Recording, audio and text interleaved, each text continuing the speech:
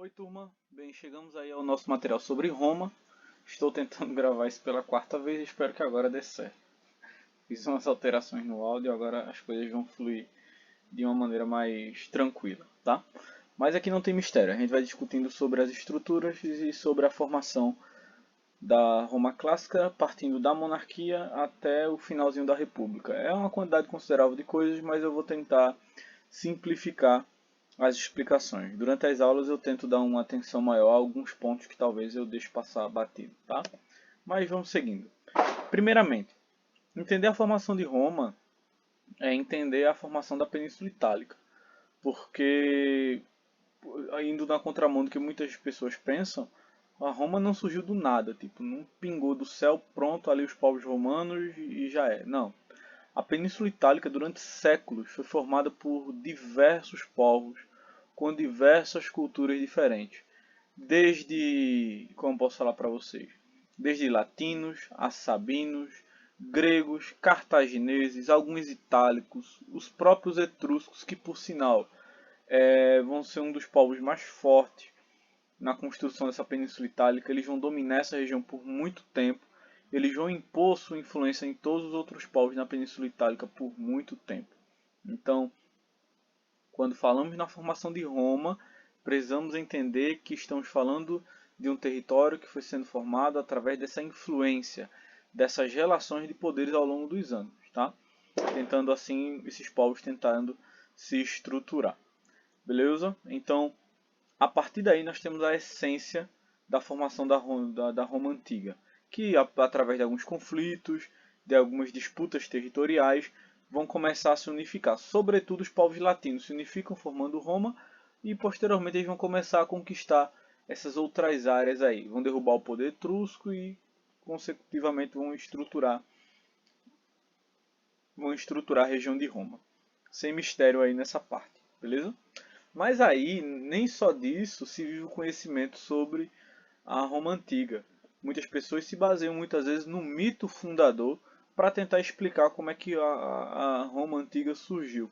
Essa é uma narrativa mitológica, sobretudo contada em um livro chamado A Eneida, que vai estar falando sobre a trajetória da formação de Roma.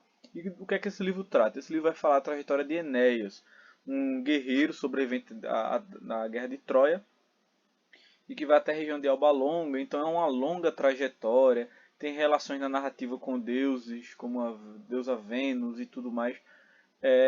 As gerações de Enéas vão gerar filhos e filhos, até que chega em uma dessas princesas, filhos de um dos descendentes de Enéas, que vai passar por um processo meio complicado. O pai dela é preso, o tio assume o trono, vira o rei e prende ela. Ela engravida, segundo a mitologia do deus Marte, né? E o tio, com medo dessas crianças depois reivindicarem o trono, são colocadas no rio Tigre soltas para morrer lá. Enfim, uma loba encontra essas crianças à margem do rio tempos depois, começa a amamentá-los, eles não morrem até que um pastor, um camponês encontra e cria essas duas crianças, né? Rômulo e Remo. Essas crianças crescem, por um motivo eles acabam voltando para a cidade de Alba Longa, recuperam o trono, né, devolvem o trono, na verdade, tiram o tio, devolvem ao avô deles, eles são reconhecidos e conseguem o direito de montar seu próprio território. A partir daí, através de algumas sucessões, surge Roma. Essa é a narrativa, essa é a história que é contada sobre a criação de Roma, partindo de uma narrativa mitológica que muitas vezes acaba sendo bem mais interessante para os alunos pelo peso da narrativa, né? É muito mais bonitinho a gente ver essa história heróica do que ver aqui uma sucessão de povos disputando o território através de séculos até se estruturarem como uma nação unificada. Mas aí, para se estudar Roma, a gente precisa entender logo que existe uma periodização. Roma ela tem três períodos muito específicos: a monarquia, a república e o império. O período monárquico de Roma é o período em que Roma foi governada por reis etruscos. Os etruscos dominaram toda aquela região, imporam suas ideias, determinaram várias coisas. É no período etrusco que grande parte das obras públicas famosas foram feitas. Claro, nem todas, porque a grande maioria foi feita realmente no período do Império, mas muitas obras importantes da história de Roma para a República Romana vão ser originárias lá no período da monarquia. A arquitetura romana é muito espelhada, é muito incentivada por essa dominação da monarquia e tudo mais. Então, é uma série de situações, tá? Os reis etruscos eles vão produzir várias obras, fazer drenagens de pântanos e outras construções. A República Romana é o período que Roma vai ser governada por magistrados. É a época em que a monarquia é deposta e aí inicia-se um período em que os magistrados começam a governar, a fazer a política de Roma acontecer. É nesse período da República que Roma ela vai conhecer o seu auge ali, com várias conquistas, com uma expansão territorial considerável. Tá? E outros grupos sociais começam a conseguir os seus direitos, no caso os plebeus.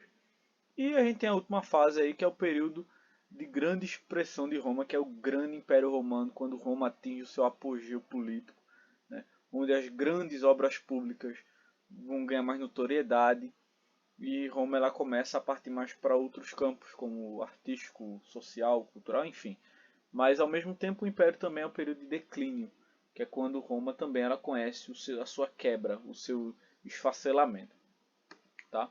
A sociedade de Roma é muito bem definida. Nós temos os patrícios, que são os poderosos, os importantes, os que ocupam cargos públicos e exercem direitos políticos. Os patrícios geralmente eles são detentores de terra e eles se colocam como os descendentes diretos dos antigos latinos que governaram essa região.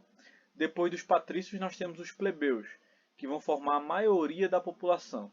Geralmente são artesãos, comerciantes, agricultores, não possuem direitos políticos, essa classe aqui, tá?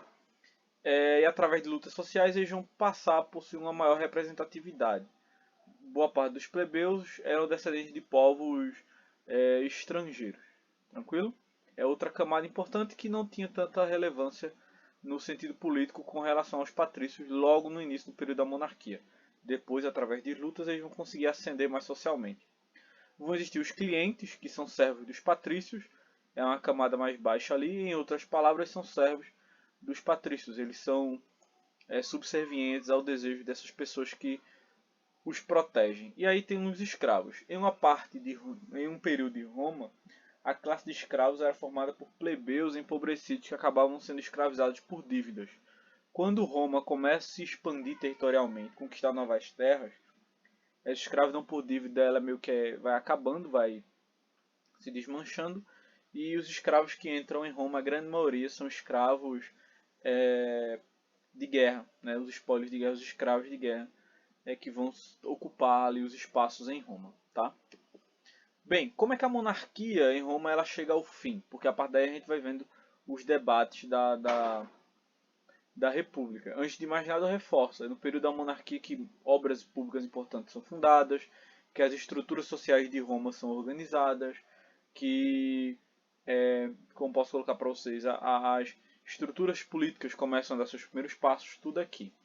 O último rei etrusco que vai estar governando aquela região é um cara chamado Tarquínio, o Soberbo. Isso ali por volta de 510 a.C. Tarquínio ele foi um cara um pouco mau, vamos assim dizer. Para vocês terem noção, ele assume o poder através de um golpe, matando o próprio sogro. Já não é um caminho muito interessante. E ele é chamado de soberbo porque ele era muito orgulhoso. Por sinal, após a morte do sogro, ele sucateia tudo que a família... a palavra nem sucateia, ele rouba os outros pertences dos outros membros da família. Enfim, o cara não era gente boa não. Tanto que os patrícios que vão estar ali formando os magistrados de Roma vão conseguir dar um golpe, tirar ele do poder e estruturar uma nova forma de governo em Roma, onde quem governava eram os magistrados. Tarquínio ele acaba perdendo essa sua relevância e esses magistrados eles entram e começam a governar Roma. Nós vamos ter os primeiros cônsules e os outros magistrados que vão dar caminho para isso aí. Então a gente tem a quebra dessa monarquia e o início de uma república que tem alguns órgãos importantes. Nós temos o Senado, que é o principal órgão, que fiscalizava todos os magistrados e outras coisas também. Tem a Assembleia Centurial ou Centuriata, que tratava assuntos de guerra, tá? E também votava algumas coisas sobre os magistrados superiores, como cônsules e essas ações. A gente vai ter a Assembleia Curial, que tratava de assuntos sobre religião, e a Assembleia das Tribos, ou Tribal, que rejeitava propostas, votava algumas e essas coisas, tá? E o que sustentava, claro, esses órgãos da República Romana eram os magistrados, que eram os principais órgãos disso aqui. Eu não vou estar explicando o que cada um faz, é só vocês darem uma pausa no vídeo e dar uma lida rapidinho. Inclusive, isso tem no livro de vocês, mas eu vou citando. Nós temos os cônsuls, os pretores, o censor, o dictator ou ditador, que por sinal não era um cargo fixo. Ele era um cargo eleito para situações de crise. Só depois Júlio César vai dar um golpe e ele se torna ditador vitalício, mas já é outra história. Agora ele tem o edil e o questor. E nesse meio tempo aí, vai acabar surgindo o tribuno da plebe, que é um indivíduo que vai fazer parte dos magistrados, tá? Mas só que para defender os interesses dos plebeus. Vai surgir depois, porque até um tempo anterior a isso, os plebeus não tinham opção nenhuma, não tinham liberdade nenhuma de ação dentro de Roma. Um fato muito relevante para a história de Roma é, sem sombra de dúvidas, as guerras púnicas. Eu ia deixar esse material mais para frente, mas ele encaixa muito bem nessa discussão. Porque o que acontece? Os cartagineses, que são necessariamente descendentes direto ali dos fenícios, por sinal púnico é fenício em romano, vão manter o domínio sobre o comércio do Mediterrâneo, tá? Durante muito tempo. Então, os romanos eles também buscavam essa expansão, esse controle de toda essa região, porque isso para eles era o controle também do comércio, das navegações, da pesca. Então cartagineses e romanos sempre tretaram entre si. Tá? E Cartago, ele, querendo ou não, durante alguns conflitos, sempre teve certa relevância. As guerras púnicas elas têm toda uma sucessão de acontecimentos. A primeira delas ali acontece com Múlio, um dos soldados cartagineses que conquista regiões da região da Península Ibérica e domina outros espaços que antes pertenciam a Roma. Tempos depois nós temos a figura de Aníbal, que vai ser um grande soldado cartaginês, por sinal filho do primeiro rei que vai tentar conquistar aquela região. E aí ele vai fazer uma estratégia diferente. Em vez de tentar atacar o Roma pelo Mediterrâneo, como a maioria faz, ele circunda os Alpes para tentar entrar na Península Itálica por trás, assim, por cima, na verdade. Só que o que acontece? Tudo foi muito bem sucedido. Aníbal conseguiu massacrar algumas tropas romanas durante o seu trajeto. O problema é que quando ele chega na Península Itálica, ele não vai para Roma, ele vai para outras regiões, como a Batalha de Canas e tantas outras. Isso vai dar espaço para que os romanos se organizem, ataquem Cartago e acabem obrigando Aníbal a voltar para Cartago às pressas para proteger a região. Isso vai dar aos romanos uma vitória considerável e vão fazer os romanos dominarem aquela região. Uma coisa interessante sobre Aníbal, além da sua agressividade, é que o cara usava elefantes para compor a tropa, para atacar com seu alto poder destrutivo mesmo. A Terceira Guerra Púnica eu geralmente classifico ela mais como um massacre, porque os romanos, sob o comando de Cipião, vão invadir Cartago e tocar o terror, quebrar a porrada mesmo. Tanto que um dos militares vai dizer que se deve jogar sal no chão de Cartago para nada crescer lá depois. Tá? Esse é o mais geral, o mais global sobre as guerras púnicas. Mas isso abre margem para que Roma ela comece a se expandir militarmente também. Então, as guerras púnicas elas dão margem para que Roma ela comece a dominar não só o Mediterrâneo, mas também áreas do continente, tá, maiores. Isso vai aumentar o número de escravos.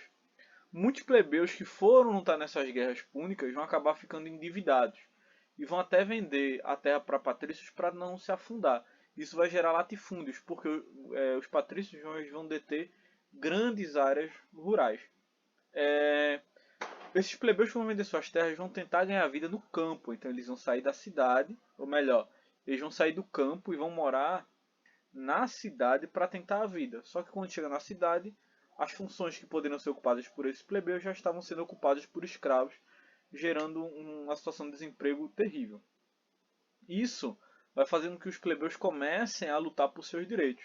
E aí surgem algumas leis que beneficiavam os plebeus, como por exemplo o Tribunato da Plebe, que era um magistrado que lutava ali no Senado para defender os interesses dos plebeus.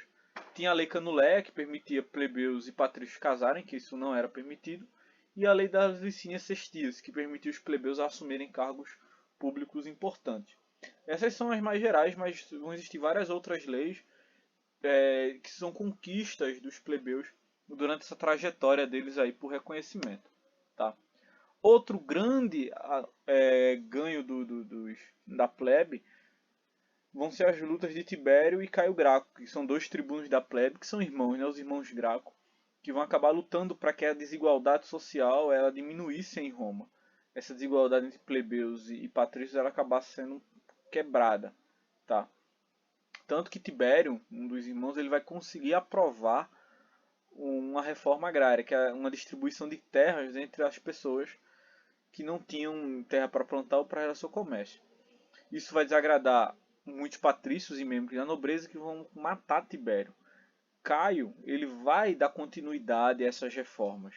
Isso vai gerar uma revolta maior da nobreza e que vai fazer com que Caio fuja para que ele não acabe se morrendo. Infelizmente não deu certo, mas para frente Caio acaba sendo morto. Mas, enfim, a nobreza mais uma vez tentou abolir essas propostas de reforma agrária. Nós aqui vemos uma luta considerável, né, para que a igualdade ela fluísse melhor dentro de Roma. Bem, com o passar do tempo, ser militar se tornou uma coisa muito querida em Roma, porque se via que os militares tinham muito prestígio social, tinham muito prestígio na população. E com a expansão do território romano, os militares passaram a receber um salário para isso, começaram a receber para poder lutar. E consequentemente também eles conseguiam lucrar com os espólios de guerra, com as coisas que eles capturavam dos povos dominados. Muitos plebeus tentando mudar de vida entravam no exército pensando lá na frente conseguir ascender socialmente. O exército ele se torna muito mais popular e os generais que antes só serviam para a guerra começam a assumir cargos públicos. E é aí que surgem figuras como a de Júlio César, que era um general muito popular entre os plebeus e que depois de muita coisa consegue ali assumir o cargo de cônsul. Tá? Ele depois de um tempo realiza uma aliança com Crasso e Pompeu e eles formam o que a gente vai entender como sendo o primeiro triunvirato, um governo formado por esses três generais para manter o controle em Roma. Crasso, Crasso ele vai morrer em 53 a.C. Isso vai fazer com que Pompeu e Júlio César briguem para ver quem vai ficar com o poder de Roma. Júlio César vence, né, assume o poder em Roma e depois de muito tempo ali com apoio de várias camadas plebeias, ele assume o título de ditador perpétuo. Porque César ele tinha muitos projetos e muitos programas que beneficiavam esses plebeus. Muitos senadores descontentes com a maneira como Júlio César governava para a plebe, vai assassiná-lo, isso em 44 a.C. É aí que surge aquela frase famosa: até tu, Brutus, meu filho. Porque uma das pessoas que assassinam César era alguém muito próximo a ele. Mas enfim, depois que César morre, vai existir a formação de um segundo triunvirato, com Marco Antônio, Lépido e Otávio. Otávio vai enfrentar Marco Antônio e Lépido juntos, né? E vai assumir o poder sozinho em 31 a.C. E ele vai acumulando cargos, inclusive de Augustus, o venerado. Com isso, né, Otávio Augusto vai se tornar o primeiro imperador, dando início ao que a gente entende como um Império Romano. Acaba a República e se inicia o Império. Eu deixo para vocês aqui essa atividade, tá? 5 questõezinhas, vocês fazem rápido. E aí a gente se encontra durante a semana nessas aulas online. Cheiro, gente. Tchau.